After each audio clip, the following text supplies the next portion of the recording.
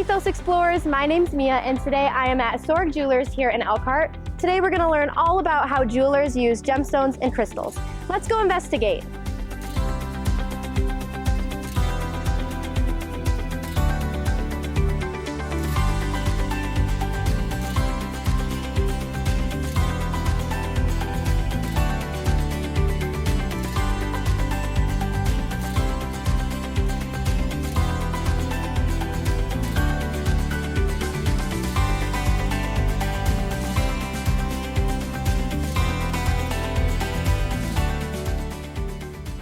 Today we are here with Darin Sorg, who is the president here at Sorg Jewelers. Darin, thank you so much for taking the time to share with us today. Pleasure. My first question for you is, what exactly do you do here at Sorg? Wear many hats, from marketing to jewelry buying to decision making on a day in, day out basis and such. It's multifaceted, no pun intended for gems, but it's fairly involved. Love what I do, but there's really no one. I grade diamonds, I do appraisals, full gamut. Right. So how did Sorg Jewelers get started? Sure. My great-grandfather was an immigrant from Hungary in the late 1800s, and in New York City he came in and it was a watchmaker for Macy's for a number of years, and then in 1900 or around that time he moved to Roanoke, Illinois. And his name is Sigmund Sorg, and he started Sigmund Sorg Jewelers, or now it's just Sorg Jewelers. And now we're 124 years young, and next year will be our 125th year, so pretty cool. So, yeah, I give a lot of credit to my great-grandfather Sigmund for getting this thing going. Yeah, that's really cool. Thank you for sharing that. Yeah, you're welcome. So, is this something that you've always wanted to do, or is this something that when you were growing up, you never would have guessed that you'd be here right now? That second part, yeah. So growing up in the business, was always around it, but never really envisioned me being here all the time, being in that facility. Like every young boy, I wanted to be the quarterback for the Dallas Cowboys. But that didn't work out. I lived in Indianapolis after graduating from IU, and worked in the sport marketing and licensing division of that. Did that for 9 years, and then thought it was time right with my wife and our daughter at the time to move back home. And so it's been 22 years now. That's awesome. Yeah. What other jobs or careers could you pursue if you're in the jewelry industry? Gosh. I hope I don't overuse it, but the multifaceted action of things, from the study of gemology, which would entail then grading, doing appraisals. Outside of that, at the bench work, you can become a watchmaker, a clockmaker, a goldsmith, a master jeweler. There's a lot of different facets, a lot of cogs to the machine that makes it work. You don't just see a factory or representative and buy it and then it's finished and done. There's a myriad of options that can come into play. Say something goes wrong with that ring, or a client needs it size or so on and so forth. There's a lot of different actions of it and such, even from like behind the scenes, from bookkeeping to inventory management, all kinds of stuff. So you said like watchmaking or clockmaking. Yeah. If someone was in that job in the jewelry industry, is that all they would do all day, is just make watches or make clocks? They would do a lot of repairs. They would probably have some interaction with some clientele. There might be some outside the lane of normalcy, but typically if it's watch is broke, they fix watch. If clock is broke, they fix clock, and or maybe even make parts toward it and whatever else. So it's really meticulous. Guys and gals that work on that their small motor skills will get better as time goes on, but they're dealing with some very small parts. Like if you sneeze, like they're gone, like kind of thing. Yeah. That's really cool. Yeah. So one question that I have that I've been really curious about is, what exactly is the difference between gems or gemstones and crystals? Sure. So it may seem like a visual kind of a difference, but without getting too detailed, the atomic structure, how they're built, is just different. A gem can be considered a crystal, but a crystal can't be considered a gem. So yeah, it's kind of a mind-wrapping thing. But we are typically dealing with some of the most elaborate and high-end and elite gemstones that are found in the world, which is very cool. We do also have the occasion of working with crystals as well. From most of the time they go in like sterling silver, some costume-like pieces, where sometimes it's not the rarity that comes into play, but it's just the beauty and the design. Another job would be like design work of jewelry. So that's the time where we typically dip our feet into the crystal action of things. So most of the time though, it's the emeralds and rubies and diamonds and sapphires and all the other things come into play. But yeah, they're semi-related, but not. Okay. What is your favorite crystal or gemstone and why? Great question. I'd probably say it's the color change. A gemstone can have color change that is like mind-blowing. It will, from different light perspectives, it'll go from like a purpley green to a reddish, and that's just based on how the light reacts to the atomic structure of the gemstone. So anything really color change is it would be kind of like my jam, if you will, on that aspect, because they're so beautiful. But then once you take them in a different light, it's like, what is that? I mean, that's really cool.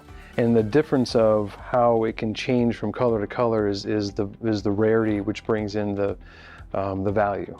I try not to take it for granted, but then when you do see some other ones, it kind of flips the switch again. It's like, wow, I'm in a really amazing industry. I've seen some of the rarest things on earth. Yeah, that's really cool. Could you tell me a little bit more about the services that you guys offer here?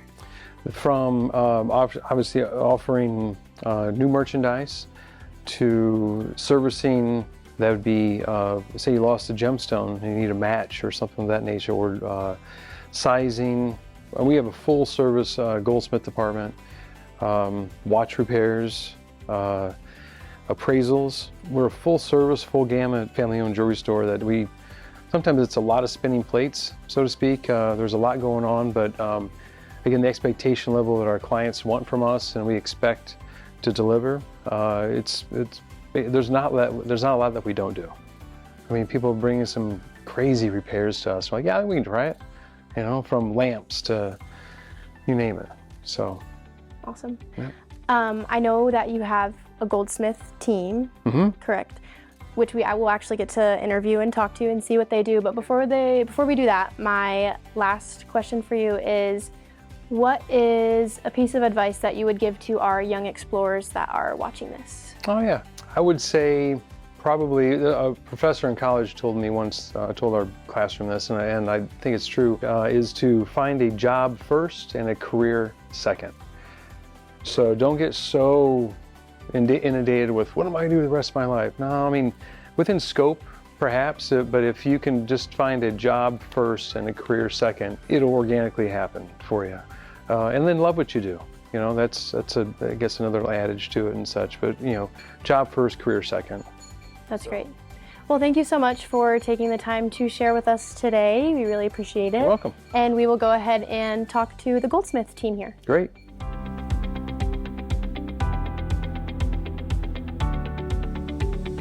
We're here with John O'Kleshin, who is a master jeweler here at Sorg Jewelers. Thank you for taking the time to share with us today. You're welcome. Can you tell us a little bit about what you do each day here?